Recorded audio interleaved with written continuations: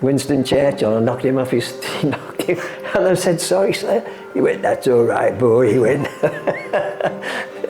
I could go on forever talking about good horses and the way they feel, the way they give you a feel. Well, I've always said if I died and came back tomorrow, I'd be back in racing.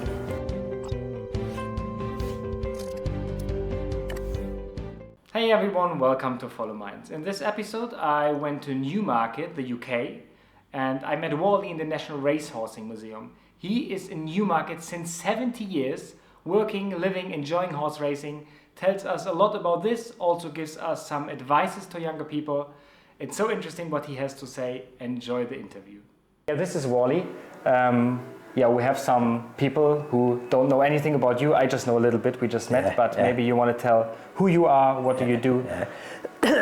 My name, they call me Wally here, but my name's Walter Lowsby. I've been here since I was 14 and a half. I came to Newmarket from Merseyside, Liverpool.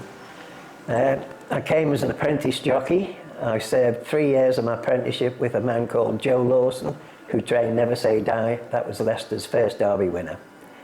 To cut a story short, I had a few rides as a jockey, as an apprentice jockey, but then Joe Lawson decided he was retiring, so he was going to defer my indentures to another trainer, and I said no, I'm coming with my mates who worked out at Palace House. So I came here, and the trainer at Palace House was Jack Jarvis, who was later knighted.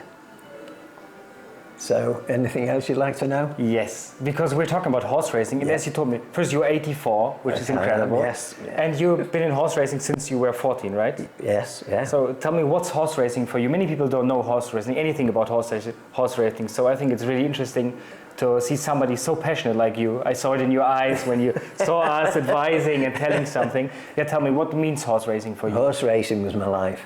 That was my life. I mean, although I didn't be a fully fledged jockey, I rode every day, I rode work. I was, later on in my life, I was a work jockey for a trainer called Michael Stout. I rode some very, very good horses. Derby winners, Guineas winners, I rode most of them, that, and they were for Michael Stout. I took horses away, I flew them to Kentucky, to Dubai. I've been all over the country. Yeah, and you have done some races. Give me, as I said, I never rode on a racehorse, but tell me, what's the feeling like if you are in a race? You got this feeling, how does it feel? There's no other feeling like it. It's like getting out of a Mini into a Ferrari. That's the sort of thing it gives you. That's the feeling you get. It's so exhilarating.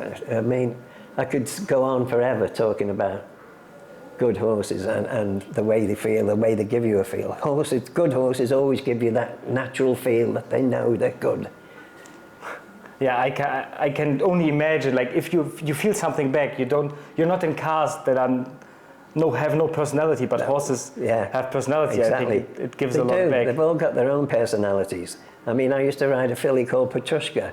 She was by a good stire, and she gave me some fantastic fields. I always thought that was the best filly I ever rode, Petrushka. By Nashman. She was by Nashman, yeah. She was a lovely filly, but she hasn't bred anything. Yeah, but you had experience with her. I did, yes. And I see it in your eyes shine when you talk about this horse. Yeah. There must be some incredible memories. She was incredible. Oh, the gallops I used to, couldn't believe it. I mean, we did a gallop between racing in Dubai, and I tell you what, from the time we jumped to the time she pulled up, I couldn't believe how good I was going, how well she was going. It was unbelievable. And I mean, I can go through all of the horses at Stout that I rode. I mean, and I could say majority of them that I did ride are good, very good. Yeah, this was one memory, riding this horse. You have other memories from your life where you say, yeah, this is a special day. Memory so clear because it was something really special. Yes, it was. I mean, when I was an apprentice to Joe Lawson, I was doing a horse called Le Coudray, and she was running at Royal Ascot, and as we were getting her ready to come out of the saddling up box, as she came out, she was a bit fidgety and she was a bit dashing forward, and who was sat on his stick but Winston Churchill. I knocked him off his knocked him, and I said, "Sorry, sir." He went, "That's all right, boy." He went. I met the Queen as well. Met her when I was working for William Hastings Bass. Yes, I mean, I've been there, done it, and got the T-shirt. Yeah, amazing. Let's get away from horse racing, Okay. because there are many young people. Nowadays you have so many possibilities. Most people don't decide, okay, I'm 14, I will do horse racing my whole life. Is there any advice you would give to young people? Well, if you're leaving school and you're looking for a job, I'd go into racing. Definitely go into racing. Even if you don't make a jockey, there's always other things you can make. You know, horse box driver. You could be a head man. You could be a travelling head man. You know, it's there. They're there. The possibilities are there for you. Great. It again shows your passion. You say, what can anybody do? Go to racing. There are so many ways, and I see there are so many ways here in Newmarket. There is, yeah. If you could give any advice to your younger self, what would that be? To my younger self, what would it be? Well, I've always said if I died and came back tomorrow, I'd be back in racing. That's the only thing I can say. I mean, I didn't know anything else when I left school, and I mean, it's been good to me, the racing, and well, that's it. Yeah, that's already a lot. Yeah, that's perfect. Yeah, now we talked about the past, the present. What are your plans for the future? I mean, you're still so fit. Although you're 84, you're here, you're advising us, which is amazing. You do it, as I said, with so much passion. Yeah.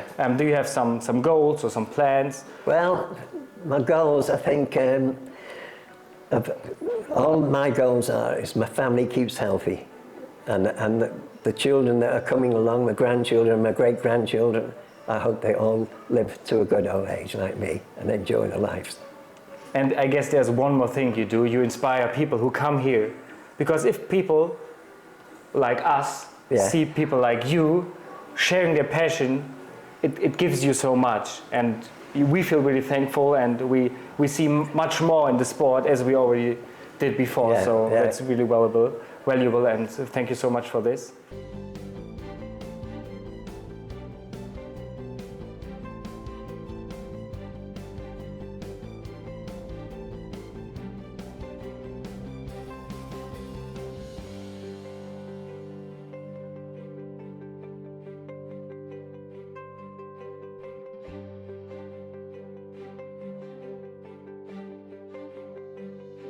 I hope you enjoyed this interview as much as I did. Seeing people like Wally following their passion for 70 years is so powerful and so exciting. This is what this channel is about. This is what Follow Minds means to me. It's about people, their topics, and sharing these experiences. If you're interested in listening to more such stories, then subscribe to this channel now and see you in the next video. Every week you'll find another interview.